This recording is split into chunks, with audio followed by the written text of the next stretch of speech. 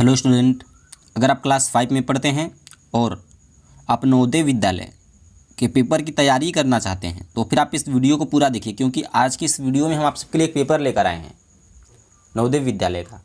उसका अनुभाग ये तीसरा है और इसमें आपका भाषा हिंदी का रहेगा।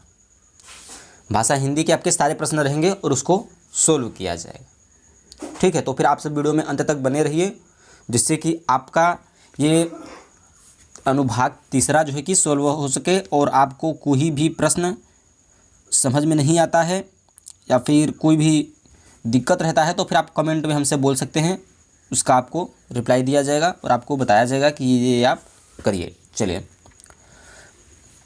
प्रश्नों को पढ़ना शुरू करते हैं। तो सबसे पहले आपका निर्देश लिखा है 61 से 80 तक। आपके सारे प्रश्न 61 से 80 तक रहेंगे और चलिए इसके निर्देश को पढ़ते हैं। निर्देश प्रश्न 61 से 80 तक। इस अनुभाग में 4 अनुच्छेद हैं। प्रत्येक अनुच्छेद में 5-5 प्रश्न हैं। प्रत्येक अनुच्छेद को सावधानी से पढ़िए और उनके नीचे दिए गए प्रश्नों के उत्तर दीजिए।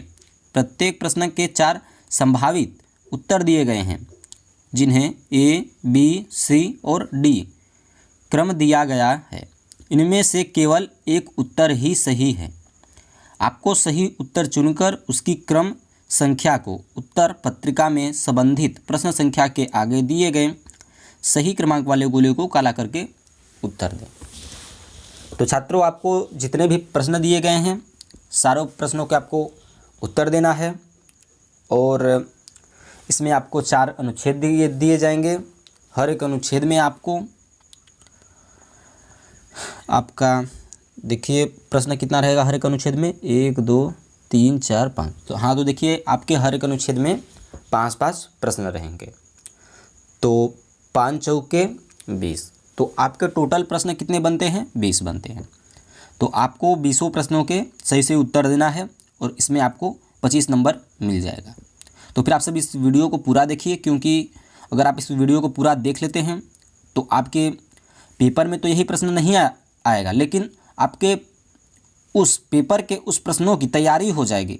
और अगर प्रश्न नंबर 25 का रहता है, आपका वो पेपर 25 नंबर का रहता है, तो मान लीजिए आपका 24 नंबर तो फिक्स है अगर आप इस वीडियो को देख लेते हैं तो। एक आध और भी वीडियो को मेरी देख लेते हैं यही भाषा परीक्षण की हिंदी की, तो आपकी पूरी तैयारी हो सकती है। ठीक है, तो चलिए इस अनुच्छेद को जो है कि पढ़ना हम शुरू करते हैं और इसके प्रश्नों का उत्तर जो है कि देना शुरू करते हैं। यमुना की पानी गरज रहा था। यमुना की पानी गरज रहा था और टोकरी गांव में बाढ़ आ गई थी। गांव पानी में लगभग डूब गया था। गांव पानी में लगभग डूब गया था। नदी ने अपने तटबंध तोड़ दिए थे और गांव में प्रवेश कर गई थी। टोकरी और बोलापुर गांव को 2 पुल जोड़ते नहीं रहेगा। ठीक है, जिनमें एक कंक्रीट का है और एक कंक्रीट का है और एक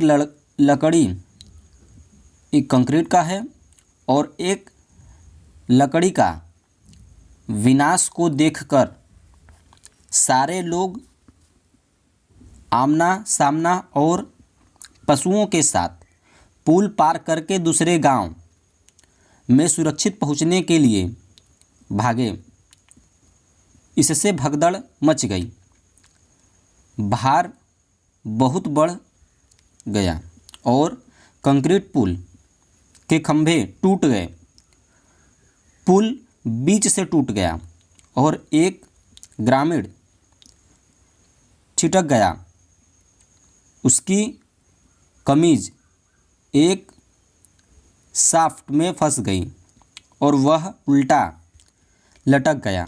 शीघ्र ही उसे सेना के हेलीकॉप्टर द्वारा बचा लिया गया। तो छात्रों, आई होप कि आपको ये अनुच्छेद के कहानी इसको आपको पढ़ना है तो कुछ कहानी की तरह समझना है। अगर आप इसको कहानी की तरह समझेंगे तो ये सारे प्रश्न आपको ये जो अनुच्छेद है आपको सारे समझ में आएंगे। अगर आप ऐसे ही पढ़ते हुए चले जाएंगे तो आपको कुछ समझ में भी नहीं आएगा कि हमने पढ़ा आखिरकार क्या। ठीक है। तो ये आपका प्रश्न नंबर 61 है। ग्रामीण अपने समान निहित भागे क्योंकि भूचाल आ गया, उनके गांव में बाढ़ आ गई। तो देखिए हमने पढ़ा क्या था, उनके गांव में बाढ़ आ गई। इधर देखिए हमने पढ़ा था ना कहीं, इधर देखिए पढ़ा होगा। तो वही होता है ना कि गांव में सुरक्षित पहुंचने के लिए भगदड़ मच गई। उससे पहले देखिए लिखा होगा, गांव के पुल जोड़ते थे, बाढ़ आ गई। अब यहाँ पर देखिए बाढ़ आ गई, टोकरी गांव में बाढ़ आ गई थी। ग्रामीण अपने सामान सहित भागे क्योंकि उनके गांव में बाढ़ आ गई, वहाँ भगदड़ मच गई, पुल टूट गया था। तो यहाँ पे 4 ऑप्शंस दिए हैं, उनमें से कौन सा सही है वह हम आपको बता देते हैं। तो देखिए छात्रों, जो आपका 61 का सही होगा वह बी वाला होगा, उनके गांव में बाढ़ आ गई थी। तो यहाँ हमने देखिए ऊपर में भी पढ़ा था कि यहाँ पर बाढ़ आ गई थी। ठीक है, चलिए दूसरे प्रश्न को देख लेते हैं 62वें के।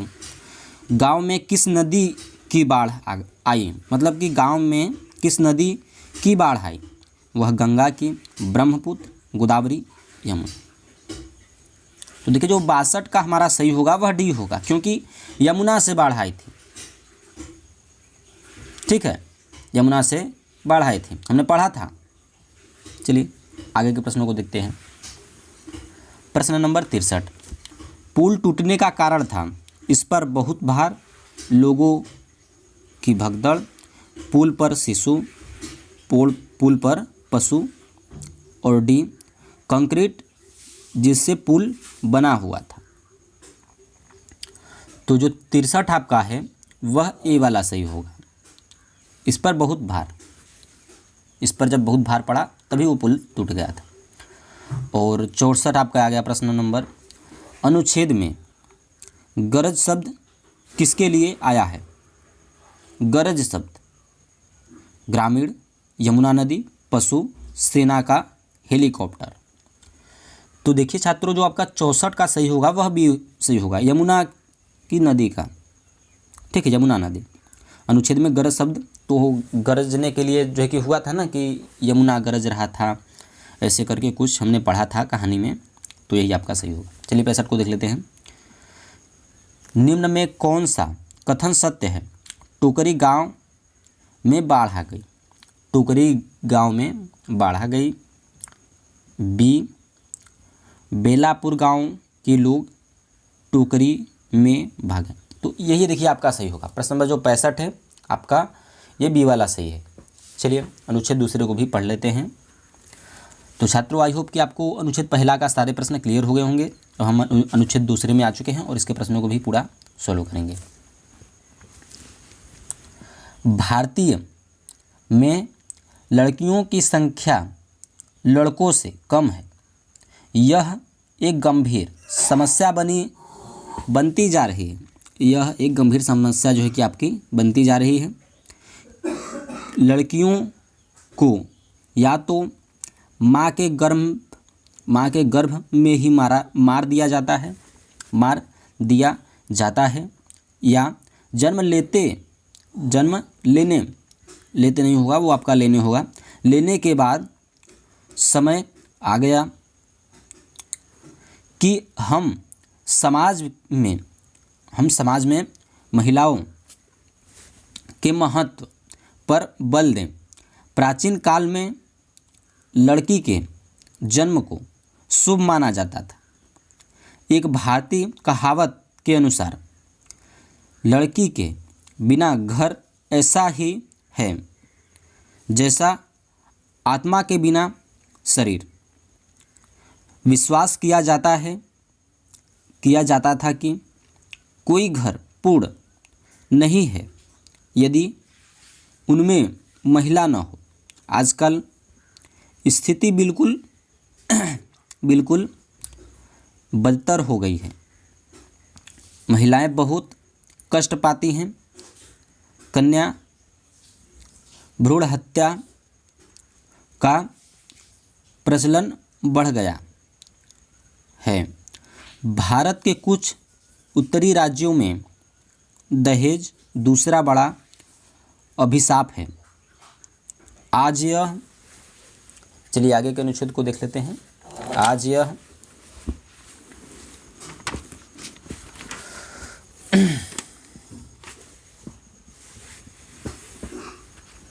समस्या बिहार, उत्तर प्रदेश और राजस्थान में बहुत व्यापक है। संक्षेप में, हम सबको महिलाओं के प्रति सहृदय होते हुए बहुत प्यार और सम्मान प्रदान करना चाहिए। इन सब तथ्यों को ध्यान में रखकर मानवता के हित में है कि लड़की को सुरक्षित रखा जाए। तो छात्रों, आई होप कि आपको अनुच्छेद, ये हमने कहानी की तरह पढ़ा और आपको कहानी की तरह समझ में भी आया होगा। तो फिर इस प्रश्नों के हल को हम करना शुरू करते हैं और आपको हमारे हल करने से पहले ही सोच समझ करके बता देना है कि कौन से प्रश्न का कौन सा उत्तर सही होगा। यह अनुच्छेद किस गंभीर समस्या पर है? यह अनुच्छेद आपका जो है कि किस गंभीर समस्या पर है? ए, शिक्षा की कमी, बी, बाल श्रम, सी, लिंग असंतुलन, डी, टूटे परिवार। तो ये जो आपका प्रश्न नंबर 66 है, इसका आपका देखिए सी सही होगा। ठीक है, चलिए आगे चलते हैं 67 की तरफ। लिंग असंतुलन का क्या कारण है? कन्या भ्रूण हत्या, महिलाओं की शिक्षा में कमी, दहेज प्रथा, डी, महिलाओं के प्रति सम्मान में कमी। तो ये जो आपका प्रश्न नंबर 67 है, ये आपका ए वाला सही होगा। ठीक है, चलिए आगे चलते हैं प्रश्न नंबर 68 की तरफ। यह समस्या किस राज्य में व्यापक है? बिहार, राजस्थान, उत्तर प्रदेश, उपयुक्त सभी। तो आपका देखिए जो 68 है, इसका डी सही हुआ, क्योंकि तीनों राज्यों में ये समस्या जो है वह तीनों राज्यों में है, क्योंकि हमने देखिए कहानी में पढ़ा था, अनुच्छेद में पढ़ा था। ठीक है, चलिए आगे चलते हैं 69 की तरफ। फैली हुई के लिए अनुच्छेद में कौन सा शब्द प्रयुक्त होता है? फैली हुई के लिए जो कि कौन सा शब्द प्रयुक्त होता है? बुराई, संक्षेप, गंभीर, व्यापक। तो 69 जो है ना, आपका डी वाला सही होगा। ये फैली हुई का है, अनुच्छेद व्यापक है। और 70 की अगर हम बात करें तो 70 में यह अनुच्छेद का क्या संदेश देता है? हर परिवार में एक लड़की हो, हमें दहेज को बढ़ावा देना चाहिए, हमें महिलाओं के बारे में सोचना चाहिए, हमें लड़कियों को सुरक्षित रखना चाहिए। तो छात्रों, जो आपका प्रश्न नंबर 70 है, उसका आपका डी सही होगा, क्योंकि हमें लड़कियों को सुरक्षित रखना चाहिए। ठीक है, तो आई होप कि आपको ये पहला अनुच्छेद और ये दूसरा अनुच्छेद, वो पहला अनुच्छेद और ये दूसरा अनुच्छेद समझ में आ गया होगा। चलिए तीसरे की तरफ चलते हैं।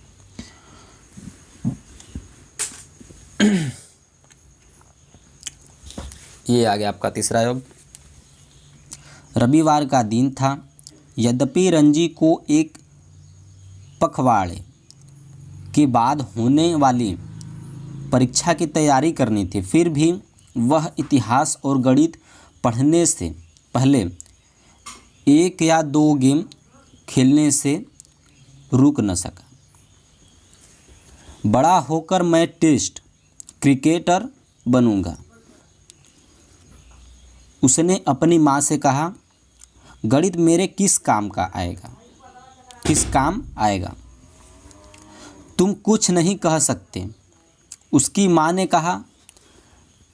अपनी बैटिंग का औसत निकालने के लिए तुम्हें गणित की आवश्यकता पड़ सकती है, और जहाँ तक इतिहास की बात है, क्या तुम स्वयं इतिहास का भाग नहीं बनना चाहोगे? प्रसिद्ध क्रिकेटर इतिहास बनाते हैं। इतिहास बनाना बिल्कुल ठीक है, रंजी ने कहा। जब तक कि मुझे वे तिथियां न याद रखनी पड़े जब मैंने यह बनाया। तो छात्रों, आपको ये जो आपका अनुच्छेद तीसरा है, इसके अनुच्छेद को आपने कहानी की तरह समझा होगा। चलिए इसके भी प्रश्नों को हम सोल्व करना शुरू करते हैं। तो ये आपका प्रश्न नंबर 71 है। उस रविवार को रणजी क्या करना चाहता था?